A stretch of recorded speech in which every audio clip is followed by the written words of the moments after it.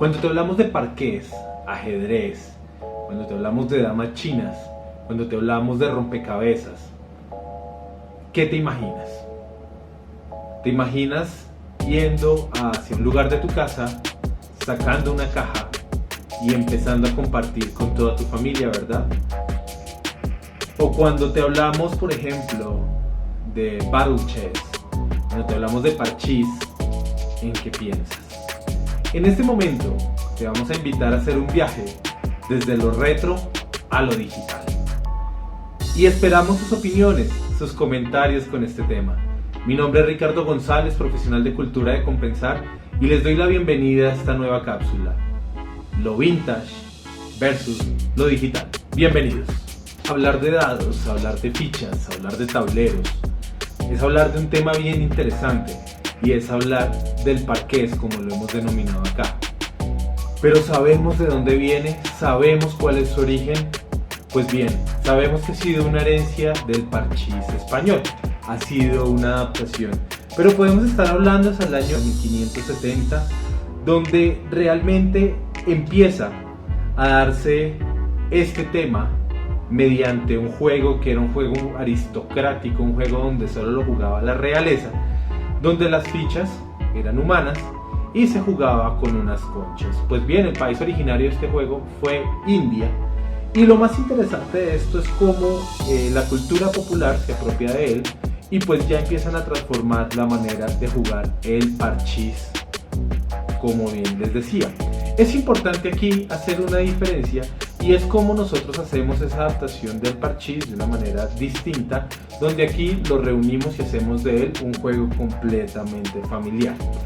Hay algo bien interesante con este juego, y es que si usted ha jugado en su casa, pues generalmente las reglas varían de un lugar a otro, ¿no? Es bien interesante cómo esto se ha convertido en algo de la cultura popular y se ha venido adaptando a cada una de las costumbres, a cada una de las, llamémoslo así, cada una de las reglas ha venido por la tradición oral, y ha venido el juego a ser parte de nuestra cultura popular.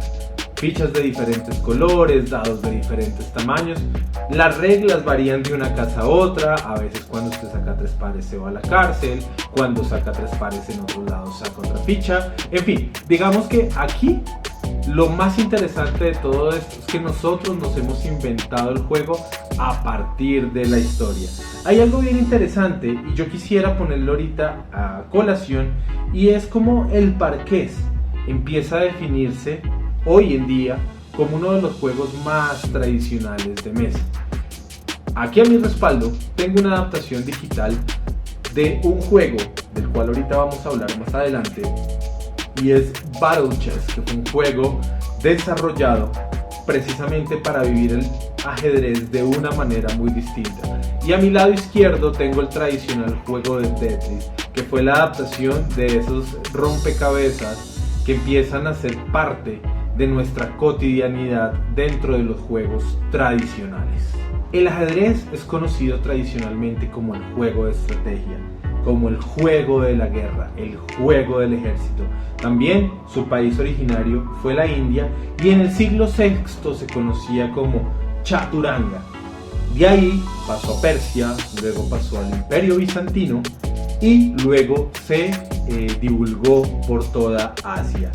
Hay algo interesante, y es que a partir del siglo XV es que este juego empieza a transformarse en las fichas originales que conocemos hoy en día: la torre, el caballo, el alfil, la reina, el rey y los peones. Hay algo bien interesante con este juego, y es que este juego empieza a ser uno de los favoritos, por ejemplo, de Napoleón, porque pues gracias a su estrategia empiezan como a visualizar de una manera distinta las estrategias de guerra.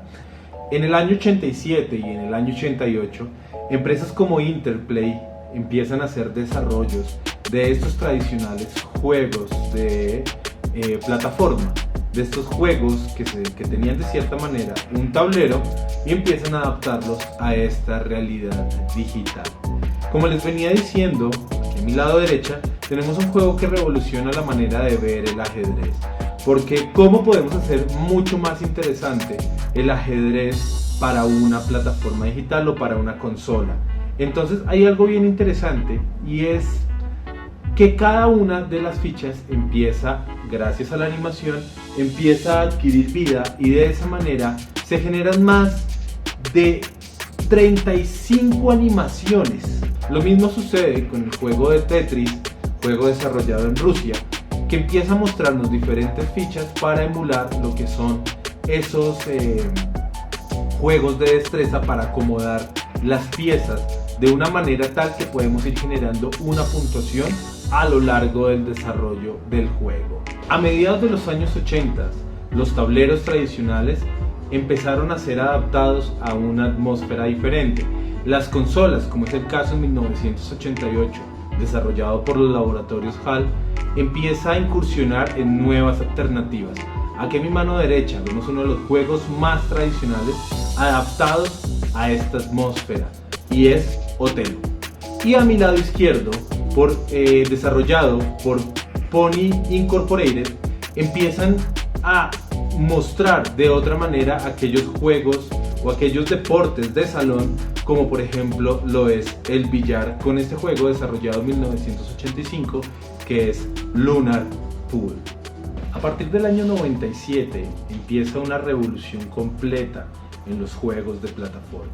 Y aquí hay algo importante, y es que Age of Empires empieza a dictar algo que da a conocerse como el RTS o el Real Time Strategy, que son juegos en los cuales tú vas a poder descubrir terrenos, pero también te vas a basar en unos puntos que vas a empezar a conseguir de una manera muy dinámica, no solo recursos, sino también empiezas a sostener varios elementos de tu juego en tiempo real, lo cual empieza a ser, desde la jugabilidad, algo más interesante, porque todos los personajes que tú vas a tener van a tener un desarrollo dentro del juego, van a tener una vida propia, van a poder desarrollar sus propios recursos, van a desarrollar sus propias tecnologías, y de esa manera vamos a empezar a vivir esta experiencia de estos juegos RTS de una manera distinta. Por tanto, este juego, Age of Empires, empieza a dar todo un salto para vivir la experiencia de una nueva jugabilidad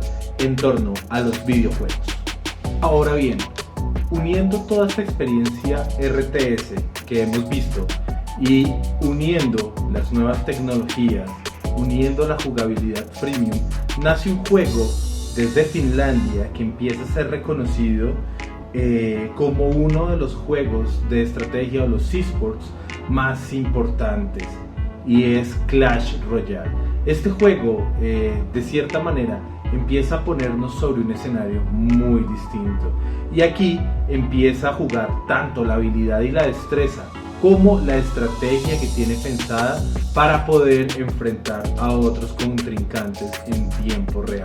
Por tanto, esto aún lo hace más interesante, porque tú puedes adquirir ciertas habilidades, pero también de cierta manera puedes empezar a variar con tu estrategia y mirar en momentos en tiempos reales de tu batalla cómo poder empezar a orientar esta estrategia y estas acciones para lograr la meta del juego, y es derribar las torres donde se encuentra nuestro rey. Pero hay algo importante, y es que siempre debes ser creativo referente a ese battle deck que tienes que escoger para enfrentar a tus oponentes. Muy bien, y con estas imágenes que vemos al respaldo de Parchís Star, quiero comentarles que esta ha sido una aplicación que ha tenido más de 10 millones de descargas. Inclusive ha logrado igualar a juegos como Candy Crush o Fortnite. Entonces vemos cómo la adaptación de estos juegos retro, estos juegos vintage, se lleva a otras nuevas atmósferas. Cómo pasamos de nuestro tablero en casa a este tipo de plataformas. Hicimos un recorrido desde la historia del parchís, ¿cierto? Desde el ajedrez, a cómo grandes industrias como Nintendo, como Microsoft, han empezado a adaptar este tipo de juegos para tener una experiencia distinta. Y aquí viene la pregunta: ¿con qué plataforma te quedas tú?